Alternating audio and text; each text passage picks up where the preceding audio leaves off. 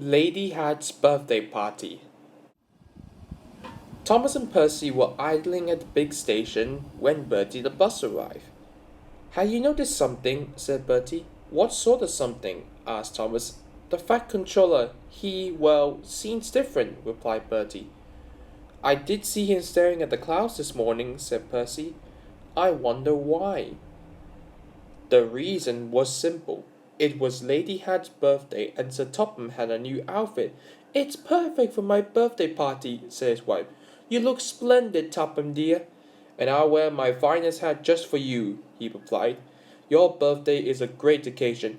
It is, so don't be late. Don't worry, my dear. I shall be spick and span and right on time. Later that day, the Fat Controller had changed into his new suit.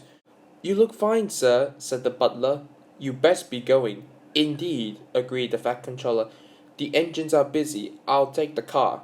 Is it reliable? Asked the butler. Certainly, said the Fat Controller. But it wasn't. As he sped along, he suddenly saw a large hole in the road. He braked hard, but it was too late. Bother! Now I got a puncture. If I change my wheel, I am sure to dirty my suit, and that will never do. Just then, he heard Caroline. I had to attend my wife's birthday party, and I cannot be late. Please give me a lift. I'll try, sir. But Caroline didn't like going fast. I'm hot. My engine will overheat. And it did. Told you so, said Caroline sadly. Bother, bother. Then he heard a loud whistle. It was George the steamroller. George was cross when he saw Caroline. Call yourself a car, you are a disgrace to the road. Find yourself a scrapyard. Caroline spluttered in fury. George's driver was more polite. Can I be of assistance, sir? Only if you can get me to my wife's birthday party, sighed the Fat Controller. We can take you to Thomas, replied the driver. He's just down the line. Much obliged. And they rumbled away. What about me? Wailed Caroline. I'll send for help. Stay there, called the Fat Controller. That's all I can do.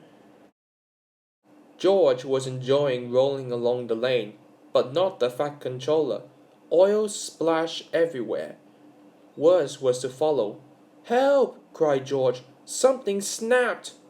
He veered out of control, and the Fat Controller flew out of the cab and landed in a muddy ditch close to where Thomas was taking on water. Bother, bother! Thomas had never seen the Fat Controller in such a mess. Can I help you, sir? Yes, please, Thomas. Get me to the station as fast as you can. I'm afraid my fireman's taken ill. Then I'll be your fireman, sighed the Fat Controller. Thomas was excited. The Fat Controller had to work hard. Coal dust and smoke flew everywhere. At last, they reached the big station. The Fat Controller looked at the clock. Just in time, he gasped. He hurriedly picked up a huge bunch of flowers. Good luck, called Thomas.